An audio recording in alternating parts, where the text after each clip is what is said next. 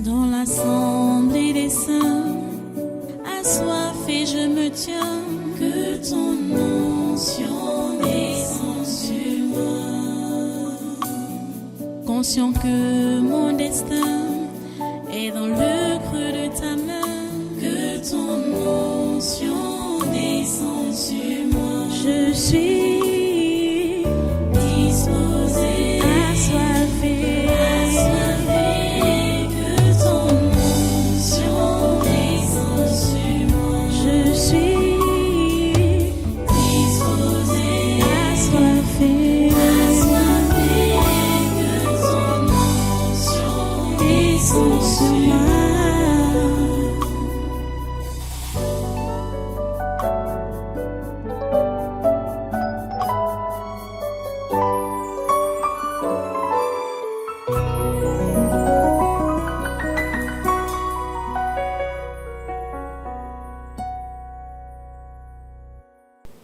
Alléluia. Ok, voilà, nous allons prendre maintenant notre Bible. Restez debout, nous allons prendre la parole pour prendre le message de ce jour. Essayer de clôturer ce séminaire du mois de juin 2024. Voilà, prenons votre Bible. C'est le chapitre 6 de Matthieu qu'on a essayé de voir.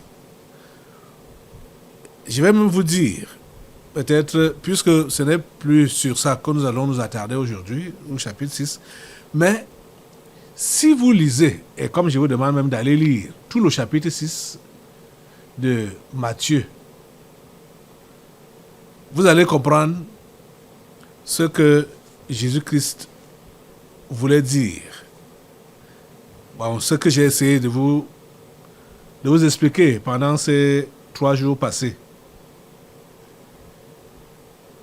La vie chrétienne normale exige la concentration sur le Père céleste et ses choses, et non se laisser distraire par des choses de cette terre. C'est ça que je vous ai dit hier.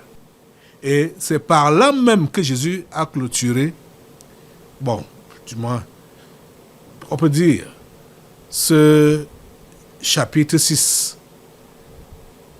de Matthieu que nous avons donc étudié. Je vous dis de relire tout le chapitre, puisque en continuant, il est en train de dire que les inquiétudes n'ont pas de place dans la vie d'un chrétien. Les inquiétudes n'ont pas de place dans la vie d'un chrétien. Et c'est ça qu'on a compris tout au long des délivrances qui ont suivi les messages qui ont été prêchés ou les messages qui ont été donnés. Quand tu as les inquiétudes, on a parlé, il y a un esprit qui a en cage là, appelé le fossé. Quand tu as les inquiétudes, ça met un fossé entre toi et ton Dieu. C'est-à-dire que ça te sépare de ton Dieu. Parce que tu n'as plus confiance. Vous voyez? Donc, et au verset 33, donc, la conclusion, en fait, verset 33 et 34 dit: cherchez premièrement le royaume et la justice de Dieu, et toutes ces choses vous seront données par-dessus. Ne vous inquiétez donc pas du lendemain, car le lendemain aura soin de lui-même. À chaque jour suffit sa peine. C'est notre texte donc aujourd'hui là, pour commencer. Les deux derniers versets de ce chapitre 6. Cherchez premièrement le royaume et la justice de Dieu, et toutes ces choses vous seront données par-dessus. Ne vous inquiétez donc pas du lendemain, car le lendemain aura soin de lui-même. À chaque jour suffit sa peine. Prions le Seigneur. Dieu Tout-Puissant, nous te remercions pour ta parole que tu nous as délivrée durant toutes ces journées, tous ces jours. Seigneur, tu nous as enseigné ta parole. Tu nous as demandé de nous concentrer sur toi, sur ta personne et sur tes choses. Te prendre comme notre Père et savoir compter sur toi. En toutes choses, Seigneur, ma prière est que chacun de tes enfants ici présents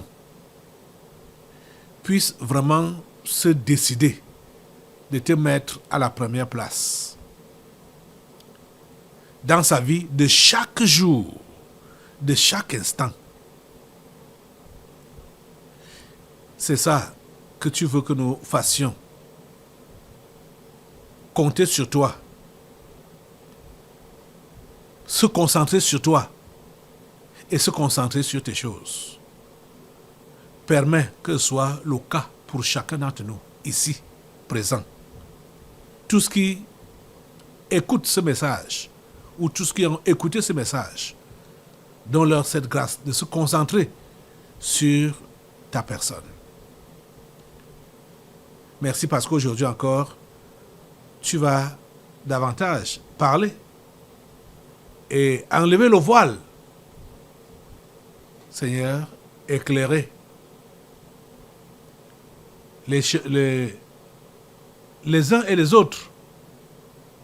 Merci mon Dieu, merci mon Père. Parce que tu le fais. Au nom puissant de Jésus, nous avons prié. Amen. Donc voilà, assois-toi d'abord. Et soyez une fois de plus les bienvenus à ce conquête surnaturel de ce 2 juin 2024. Donc nous sommes comme ça là pour la conclusion de ce séminaire du mois de juin. Je suis déjà pressé, j'ai failli oublier, vous laisser debout. Au verset 1 de ce chapitre 6 de Matthieu, Jésus a dit « Gardez-vous de pratiquer votre justice devant les hommes pour en être vus. Autrement, vous n'aurez point de récompense auprès de votre Père qui est dans les cieux. » Il faut que tu comprennes que tu as affaire, en matière de chrétienté, tu as affaire avec le Père invisible qui est dans les cieux. Ce n'est pas, tu n'as pas affaire avec les hommes. Tu n'as pas affaire avec les humains. Donc, votre justice, votre chrétienté, ne pratiquez pas ça pour les yeux des gens. Je ne vous demande pas d'être impoli vis-à-vis des gens parce que vous allez voir qu'il y a certains là, mal élevés, qui vont se comporter n'importe comment et vont vous dire que, bon, non, je ne suis pas hypocrite. Hein. Et pourtant, il fait l'impolitesse. Il dit, je ne suis pas hypocrite. Hein. C'est comme ça que moi je parle. C'est comme ça que moi je fais. Je ne suis pas hypocrite. C'est pas comme ça. C'est pas ce genre de vie que Christ nous enseigne de mener. Que vous allez être impoli, vous allez être arrogant et vous dites que vous êtes un chrétien honnête. Donc vous ne voulez pas être hypocrite. Donc vous parlez comme ça vient. Non, c'est pas comme ça. Ce n'est pas ça que Jésus nous demande de faire. Ce que Jésus nous demande de faire, c'est de ne pas paraître juste devant les gens, alors qu'en réalité, on est faux. Vous comprenez? Et que quand bien même il nous arrive, et comme c'est même ça qu'on doit faire, c'est-à-dire faire du bien, il ne faut pas qu'on attire l'attention des gens sur nos bonnes œuvres ou nos bons actes. On ne doit pas attirer l'attention des gens. On doit être discret en tout, dans nos actes. Comprenez? On doit être discret et s'attendre seulement à Dieu Parce que lui, il voit tout. Et c'est à lui qu'on doit rendre compte. Jésus a donné tous ses conseils pour donc enseigner la prière. Et après avoir enseigné la prière, comment prier, et vous voyez que la prière est concentrée rien que sur Dieu, le Père céleste. Oh mon Dieu. Il faudrait que vous puissiez, vous allez remarquer, ce chapitre 6 de Matthieu, vous allez voir combien de fois le mot Père ressort de la bouche de Jésus. Donc, il voulait que tous les chrétiens puissent réellement prendre le Dieu créateur comme leur Père personnel. Celui qui les connaît, celui qui les a fait et qui prend soin d'eux. Dieu, c'est ton Père. C'est ton Père. Dieu. Comprenez? Donc, il dit donc, le verset qu'on a lu, cherchez premièrement le royaume et la justice de Dieu. Et toutes ces choses, les choses pour lesquelles on s'inquiète, les choses dont on court après. Il dit, et toutes ces choses vous seront données par-dessus. Ne vous inquiétez donc pas du lendemain, car le lendemain aura soin de lui-même. À chaque jour suffit sa peine. Je vous le disais, je crois, hier, quand Jésus enseignait la prière, il a dit, donne-nous aujourd'hui notre pain quotidien. Jésus demande aux chrétiens de vivre au jour le jour, d'espérer en Dieu et de croire en Dieu au jour le jour. La vie chrétienne normale exige la concentration sur le Père céleste et non sur les choses, et non se laisser distraire par des choses de cette terre ou de cette vie, telles que le manger et le boire, tels que le mariage, les richesses, la santé, les enfants, le bien-être, les postes, les élévations. Vous pouvez allonger la liste. Cela va nous conduire à prendre un autre exemple, donc une autre lecture dans la Bible. Allons toujours dans l'évangile de Matthieu, si. Allons maintenant au chapitre Matthieu chapitre 22, voilà. Matthieu chapitre 22. Il y a une leçon fondamentale que Jésus-Christ nous donne encore là. Il était confronté à un religieux qui était sûr qu'il coince Jésus, qu'il va coincer Jésus par sa question. Pourtant, sa question, quand Jésus a répondu à sa question, ça nous a aidé de comprendre ce que j'enseigne ou ce que j'essaie d'enseigner depuis jeudi ici là. Allons dans Matthieu chapitre 22, à partir du verset 23. À partir du verset 23. Oui, verset 23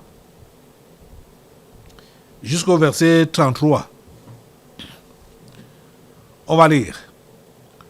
Le même jour, les Sadducéens, qui disent qu'il n'y a point de résurrection, vinrent auprès de Jésus et lui firent cette question. Maître, Moïse a dit, si quelqu'un meurt sans enfant, son frère épousera sa veuve et suscitera une postérité à son frère. Or, il y avait parmi nous 7 frères. Le premier se maria et mourut, et comme il n'avait pas d'enfant, il laissa sa femme à son frère.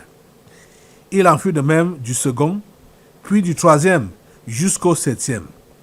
Après eux tous, la femme mourut aussi. À la résurrection, duquel des 7 sera-t-elle donc la femme? Car tous l'ont eu. Jésus leur répondit, vous êtes dans l'erreur, parce que vous ne comprenez ni les Écritures, ni la puissance de Dieu. Car, à la résurrection, les hommes ne prendront point de femmes, ni les femmes de mari, mais ils seront comme les anges de Dieu dans le ciel. Pour ce qui est de la résurrection des morts, n'avez-vous pas lu ce que Dieu vous a dit? Je suis le Dieu d'Abraham, le Dieu d'Isaac et le Dieu de Jacob. Dieu n'est pas le Dieu des morts, mais des vivants. La foule qui écoutait fut frappée de l'enseignement de Jésus. Voilà donc des Sadducéens, un religieux, qui vous posait donc une question piège à Jésus, parce qu'il nie la résurrection des morts.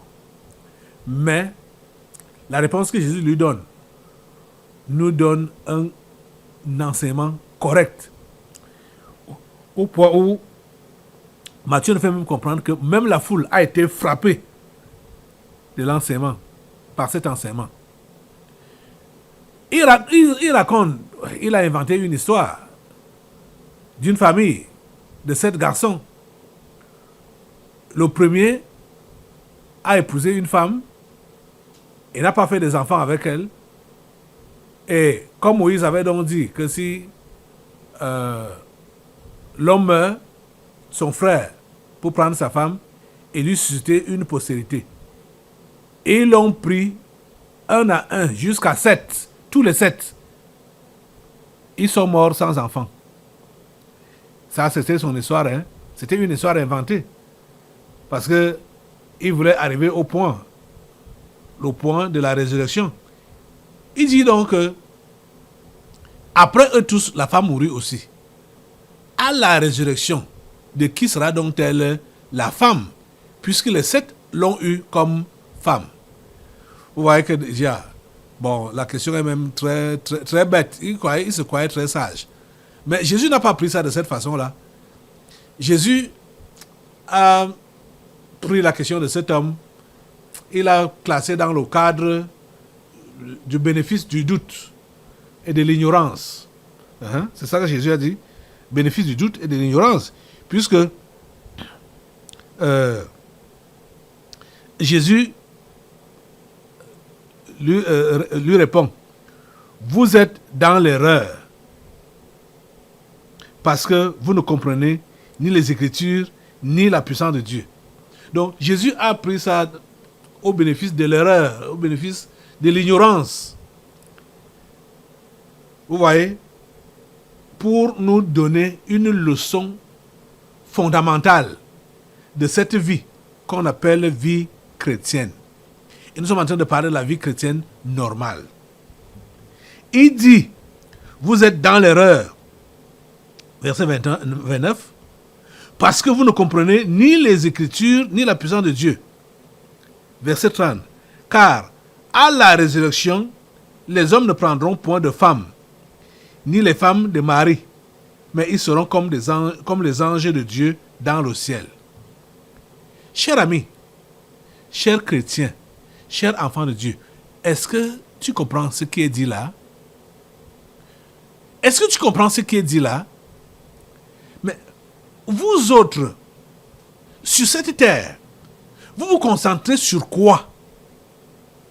Sur le mariage, sur le travail, sur les enfants, sur le gain, sur l'argent, sur le matériel, les maisons.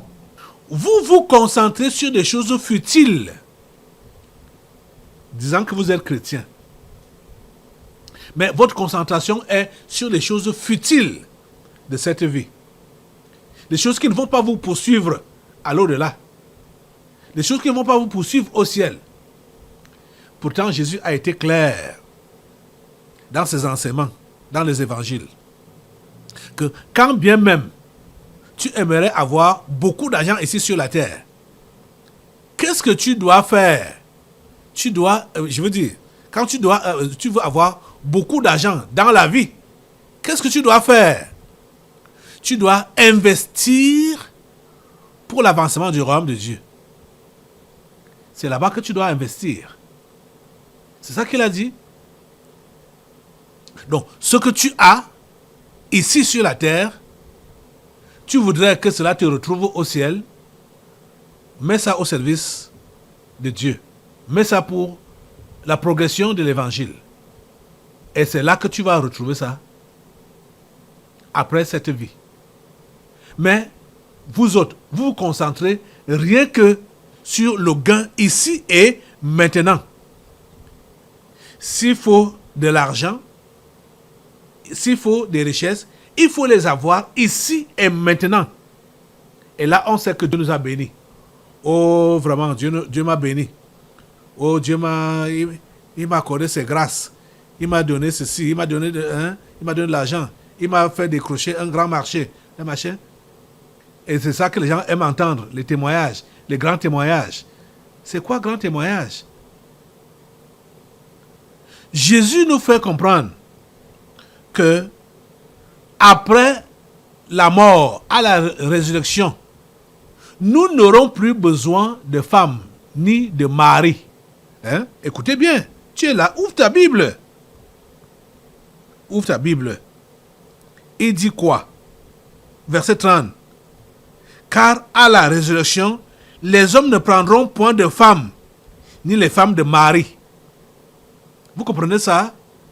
Toi qui es accroché, toi qui penses que tu seras comblé quand Dieu va te donner un mari. Toi qui penses que tu seras comblé quand Dieu va te donner une femme. Toi qui penses que quand tu seras comblé quand Dieu va te donner des enfants. Hein? Mon frère, ma soeur, tu te trompes. À la résurrection, on n'a pas besoin de ça. Les anges n'ont pas de femmes. Les anges n'ont pas de mari. Les anges n'ont pas d'enfants. Vous comprenez? Puisque aujourd'hui, vous allez constater que certaines personnes sont en train de rétrograder dans leur foi là. Ils sont en train de régresser dans leur foi à cause de ces choses. Soit parce que ça ne marche pas entre lui et sa femme, ou bien ça ne marche pas avec les enfants, ou ça ne marche pas avec son travail, parce que les choses de cette vie ne marchent pas.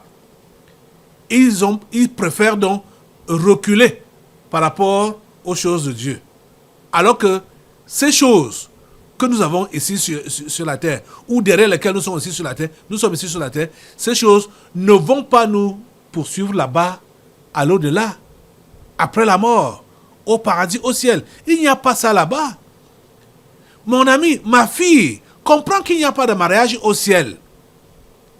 Mon fils, comprends qu'il n'y a pas de mariage au ciel. Mon frère, ma soeur, comprends qu'il n'y a pas les enfants au ciel. Hein? Tu vas perdre ta foi. Tu vas perdre ton salut. Parce que tu es dans l'inquiétude que ton enfant ne se convertit pas, tes enfants ne se convertissent pas, et toi-même, tu commences à baisser les bras. Ne fais pas ça. C'est l'ignorance. C'est l'erreur. Tu es dans l'erreur. C'est ça que Jésus nous enseigne. La vie chrétienne normale exige que tu dois te concentrer sur le Père Céleste et sur ces choses. C'est ça que la vie chrétienne normale exige. Tu n'as pas besoin de te concentrer sur ton mariage, sur ta famille, tes enfants, ton travail. Ce n'est pas sur ça que tu dois te concentrer. Ce n'est pas sur ces choses-là que tu dois te concentrer. Je vous dis que ces choses-là, c'est la distraction. C'est la distraction. Concentre-toi sur ton Père Céleste. Écoutez les amis, ceux parmi vous qui ont baissé dans la foi parce que soit un de leurs membres de famille est devenu, ne se convertit pas, ou leurs enfants ne se convertissent pas. Ils sont des cas, des casse-têtes. Et ils sont découragés parce qu'ils disent que j'ai prié, Dieu ne m'a pas exaucé, Dieu ne m'a pas écouté. Ça ne vaut pas la peine. Mon ami, tu n'es pas né avec l'enfant là Tu n'es pas né avec l'homme là. Tu n'es pas né avec la femme là. Tu es né seul. Tu vas rentrer seul. Écoutez, les amis, le Seigneur dit que chacun va rendre compte à Dieu pour lui-même, lui seul. Tu ne rendras pas compte pour tes enfants, ni pour ton mari ou pour ta femme, ni pour un membre de ta famille, ni pour ton frère ou pour ta soeur.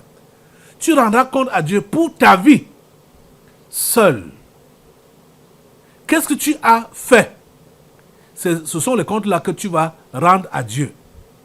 Donc, l'incrédulité de tes enfants ou de tes membres de famille, ça ne doit pas t'affecter. Ça ne doit pas affecter ta foi. Tu comprends ça? Ça ne doit pas affecter ta foi. Même pas un peu. C'est-à-dire, quand je vois Jésus, hey, c'est un modèle, hein? Jésus est un modèle. Le modèle parfait. Jésus est né. Il était l'aîné d'une famille. Est-ce que vous savez que jusqu'à ce qu'on le tue, on l'enterre, sa famille ne croyait pas en lui. Sa mère même là et ses enfants et ses frères ne croyaient pas en lui. Parce que quand Jésus a commencé son ministère, ils étaient derrière lui pour chercher à le ramener à la maison, disant qu'il avait perdu la tête. Vous imaginez? Quand je lis ces histoires-là, je suis dépassé. Je dis, mais Marie était avertie depuis même la conception de cet enfant. Mais comment se fait-il que 30 ans après, Marie ne comprend pas que l'enfant là n'était pas son enfant, que c'était l'enfant de Dieu qui est venu pour une mission ici sur la terre? Marie n'a pas compris. Il était derrière Jésus pour dire derrière Jésus que Jésus a perdu la tête. Il faut qu'il rentre à la maison.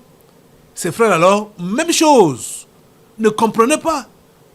Hein? Oh mon Dieu. Attendez, peut-être vous pouvez penser que je suis en train d'exagérer ou je raconte des histoires. Allons dans l'évangile de Jean. Vous allez voir ce que je dis là. Évangile de Jean, au chapitre 7, je crois. Évangile de Jean, chapitre 7. Voilà.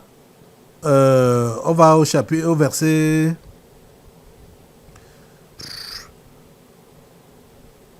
Au verset... Bon, commençons au verset 1. Pour que vous compreniez le contexte. Après cela, Jésus parcourait la Galilée, car il ne voulait pas séjourner en Judée, parce que les Juifs cherchaient à le faire mourir. Or, la fête des Juifs, la fête des tabernacles, était proche. Et ses frères lui dirent, pars d'ici et va en Judée, afin que tes disciples voient aussi les œuvres que tu fais. Personne n'agit en secret lorsqu'il désire paraître. Si tu fais ces choses, montre-toi toi-même au monde. Ça, ce sont ses frères qui l'intriguent comme ça. Écoutez donc ce que Jean nous précise au verset 5. Car ses frères non plus ne croyaient pas en lui. Vous avez compris? Car ses frères non plus ne croyaient pas en lui. Les frères de Jésus ne croyaient pas en lui. Ils ne croyaient pas en lui. Jésus avait commencé le ministère. Ils voyaient les œuvres qu'il faisait. Et ils sont même en train de l'intriguer par rapport à ça.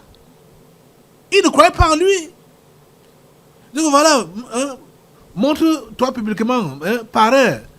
Tu veux être populaire, non? Tu dis que tu fais les miracles. Va donc en Judée, va te montrer. Jésus, ses frères de Jésus, les frères de Jésus ne croyaient pas en lui. Donc, regardez, Jésus naît donc dans cette famille. Sa mère, son père, ses frères, sa famille direct là, ne croyaient pas en lui. De son vivant. Personne ne croyait en lui. Personne n'avait vraiment confiance en lui. C'est quand Jésus est mort et ressuscité que sa famille s'est convertie, que ses frères sont convertis. Vous comprenez ça? Mais Jésus n'avait pas leur temps pendant qu'il vivait, pendant qu'il faisait son ministère, et leur incrédulité n'a pas émoussé la foi de Jésus. L'incrédulité des membres de sa famille, ça ne l'a pas dérangé. Ça ne l'a pas fait ralentir. Jamais. Jésus était focus sur ce qu'il était venu faire. Il était concentré sur ce qu'il était venu faire. Donc, il n'était pas dérangé de tout ce que ses frères pouvaient raconter, ou tout ce que sa mère pouvait raconter, tout ce que ses parents ou sa maison pouvaient raconter. Jésus n'était pas dérangé par ces dires-là. Vous comprenez? Donc, vous comprenez ça. Donc, concentrez-vous sur votre Père céleste et sur ces choses. Ne vous concentrez pas sur vos membres de famille. Ne vous concentrez pas sur votre travail. Ne vous concentrez pas sur votre maladie ou votre infirmité ou vos besoins. Ne vous concentrez pas sur ces choses-là. Ne vous concentrez pas sur ce que vous avez, ni sur ce que vous n'avez pas. C'est la distraction. Vous devez vous concentrer sur le Père céleste et sur ces choses. Donc pour faire avancer son royaume, c'est tout ce que vous devez faire. Vous comprenez? C'est ça, la vie chrétienne normale. Vous comprenez?